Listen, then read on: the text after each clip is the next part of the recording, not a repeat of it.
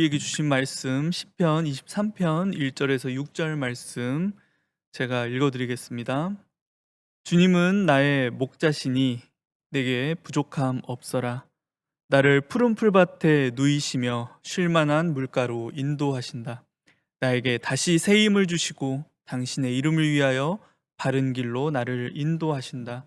내가 비록 죽음의 그늘 골짜기로 다닐지라도 주님께서 나와 함께 계시고 주님의 막대기와 지팡이로 나를 보살펴 주시니 내게는 두려움이 없습니다.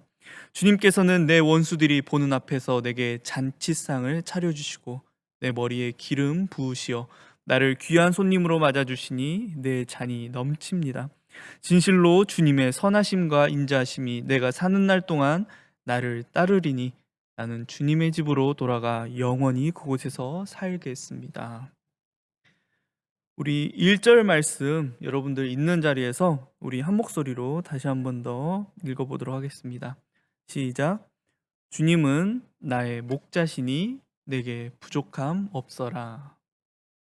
네, 여러분들 반갑습니다. 2021년도입니다. 이 2021년도 중고등부 사역으로 다시 한 번 더 여러분들을 섬기게 된 전도사 김민수입니다. 반갑습니다. 하나님의 은혜로 여러분들 다시 한 번 더 섬길 수 있는 기회가 주어졌습니다. 지난 한 해 돌아보면 제 개인적인 생각으로는 참 아쉬움이 많이 남습니다.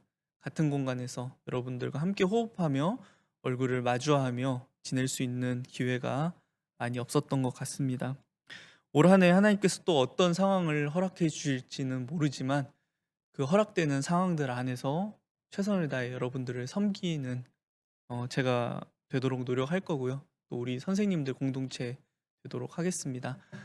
선생님들과 함께 인사드리는 것은 나중에 모였을 때, 우리 함께 만났을 때 그때 인사드리도록 하겠습니다.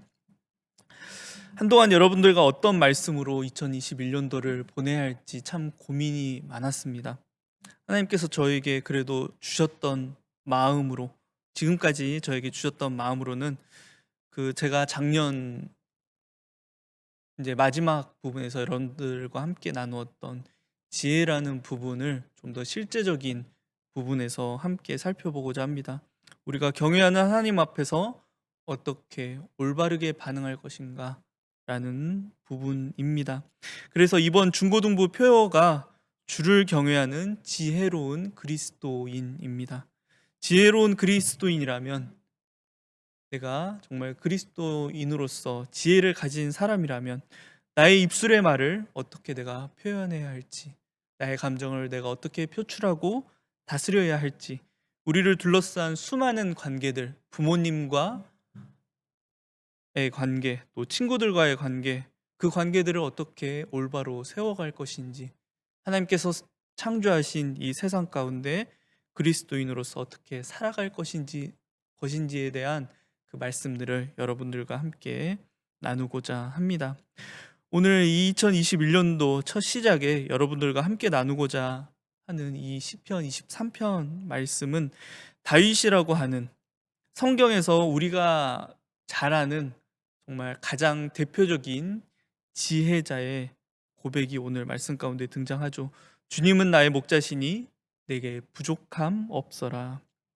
이 고백은 그리스도인으로서 보일 수 있는 가장 지혜로운 하나님 앞에서의 반응인 것 같습니다. 그래서 오늘 말씀을 가지고 나왔습니다. 이 시편 23편 말씀 여러분들 너무도 잘 알고 계시죠? 특히 1절 말씀은 그리스도인이라면 누구나 아는 말씀입니다. 세변역 성경에는 주님으로 표기가 되어 있죠. 근데 여러분들이 많이 들었던 말씀은 아마도 여호와는 나의 목자시니라는 표현일 것입니다. 그런데 우리의 현재를 살아가는 우리가 보기에는 이 여호와는 나의 목자시니 내게 부족함 없어라라는 이 표현이 쉽게 공감하기는 어려운 표현인 것 같습니다. 왜냐하면 여러분들은 양을 양을 돌본 적이 없기 때문이죠. 양을 가까이서 보는 것도 참 어려운 것 같아요. 수많은 양을 보려면은 어쩌면 대관령에 있는 양떼 목장 정도는 가야지 그 수많은 양을 볼 수 있죠. 그 귀여운 양들을 실컷 보게 하고서는 아래에 내려와서는 양꼬치를 팔고 있는 참 아이러니한 곳이 그 양떼 목장인 것 같습니다. 그런데 이스라엘 사람들에게 여호와는 목자시다라고 하면 아, 하나님은 우리에게 이런 분이시구나라고 쉽게 이해할 수 있다라는 것입니다. 왜죠? 그들은 목자로서 삶을 살아왔기 때문입니다. 우리는 그렇지 않죠. 그래서 이 시편 23편의 의미를 우리가 함께 오늘 말씀을 통해서 좀 더 들여다 보려고 합니다.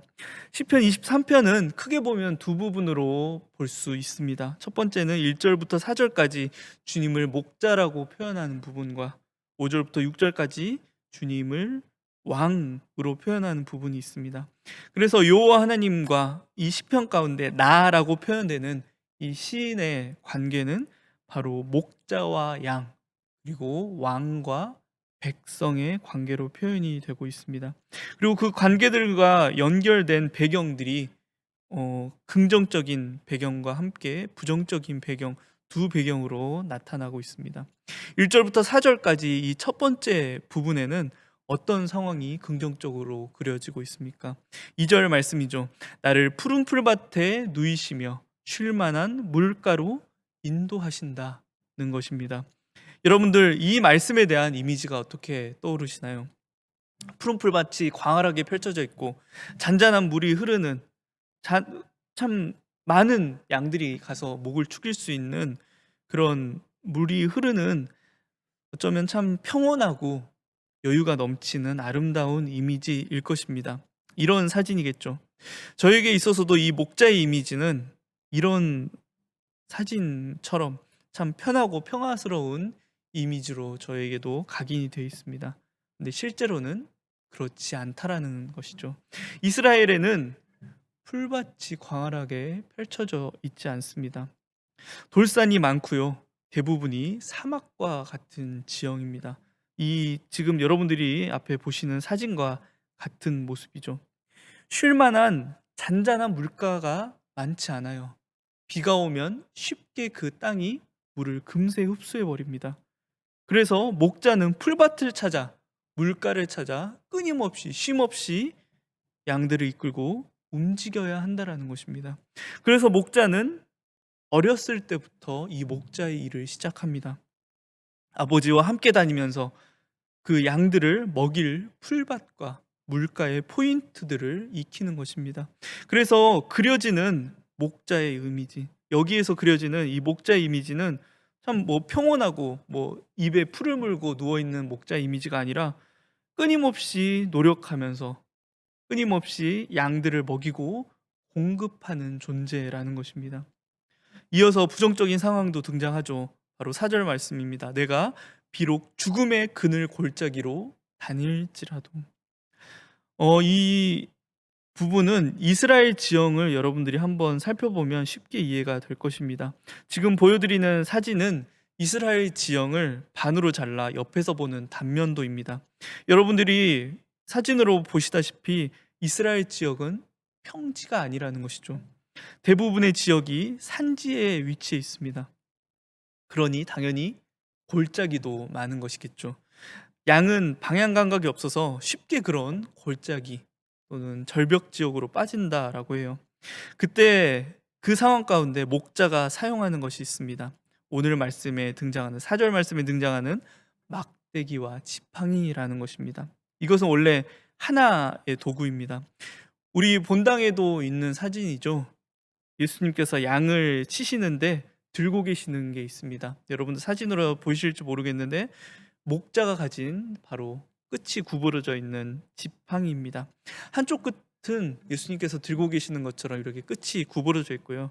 반대쪽 끝은 뾰족한 철을 달아 놓는다고 합니다. 그래서 구부러진 쪽으로는 골짜기에 빠져 있는 또는 숲을 사이에 빠져 있는 양을 건져내는 역할을 하고요. 또 반대쪽으로 철을 달아 놓은 곳으로는 위험한 짐승으로부터 그 양을 지키는 무기로 사용한다는 것입니다. 특히 밤에는 양들을 절벽과 같은 벽이 있는 곳으로 모아놓고 목조가 그 앞에 서서 밤새도록 그 양을 지키고 있습니다. 또한 이 철을 달아놓은 부분은 양들을 바른 길로 인도하는 역할도 합니다. 양이 잘못된 길 또는 위험한 길로 가고자 할 때 그 양의 옆구리를 툭툭 쳐서 다시 그 무리로 밀어 넣는 거죠. 여러분들이 들어보시면 이 목자의 삶은 참 평온하고 어떤 안정이 가득한 삶이 아니라 목자에게 있어서도 실제적으로 어렵고 어쩌면 더 위험한 일이라는 것입니다. 그렇기에 시인에게 있어서 이 목자라는 개념은 아까 공급하는 것과 함께 목숨을 걸고 양들을 보호하는 존재라는 것입니다. 목자가 부지런하지 않으면, 자신의 목숨을 걸지 않으면 양들을 잃거나 죽이게 됩니다. 양이 죽거나 사라지게 되면 목자는 자신의 재산으로 그 양을 대신해야 합니다.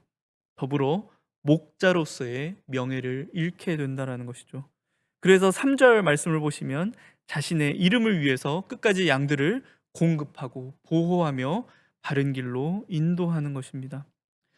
어, 사무엘상 말씀해 보시면 다윗이 골리앗과 싸우기 이전에 사울 왕에게 자신의 목자 시절의 경험을 이야기하는 부분이 있습니다. 사무엘상 17장 34절에서 35절 말씀인데요. 제가 읽어드리겠습니다. 다윗이 사울에게 말하되 주의 종이 아버지의 양을 지킬 때에 사자나 곰이 와서 양떼에서 새끼들을 물어가면 내가 따라가서 그것을 치고 그 입에서 새끼를 건져내었고 그것이 일어나 나를 해하고자 하면 내가 그 수염을 잡고 그것을 쳐 죽였나이다 라고 말하는 다윗의 이 고백이 결코 뻥이 아닌 것입니다.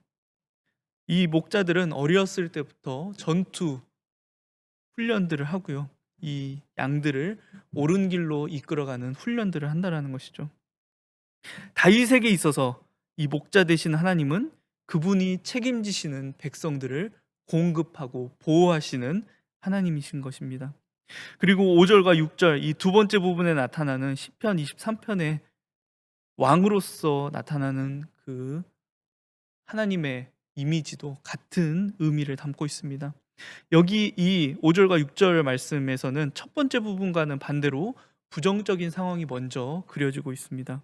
어떤 부정적인 상황이죠? 5절 말씀입니다. 원수들이 보는 앞이라는 것이죠. 이 말은 다시 말하면 전쟁을 앞둔 상황입니다. 제가 지난 시간 말씀드렸던 것처럼 야레, 전쟁과 같은 두려움이 이 시인에게 있는 상황이죠. 그런데 내 주인 되시는 왕이 어떻게 행동한다라는 거죠?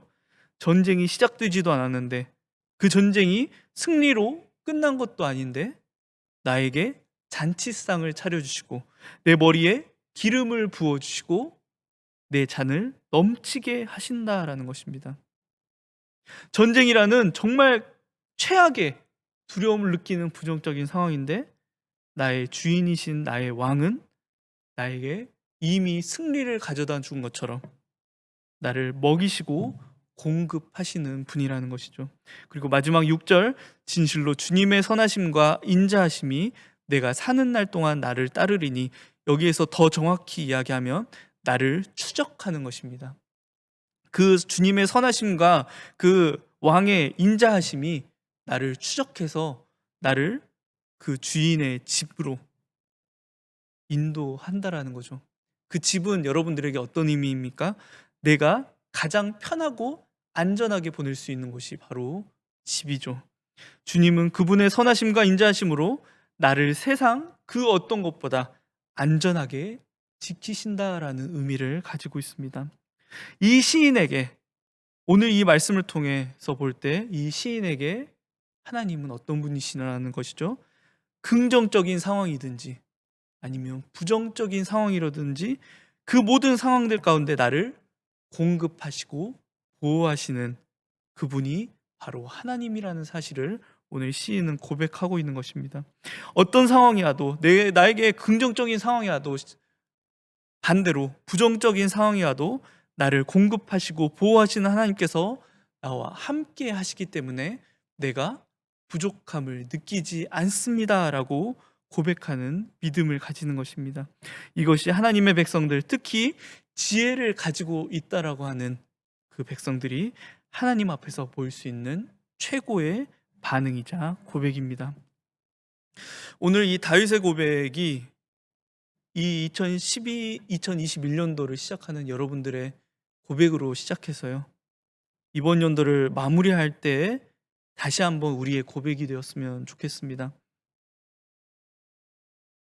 이 다윗은 그 하나님을 목자라고 표현했지만 그 2021년도를 마무리하는 그 자리 가운데에서 우리가 이해할 수 있는 언어로 하나님은 이런 분이시구나라는 것을 우리의 언어로 한번 고백할 수 있었으면 좋겠습니다.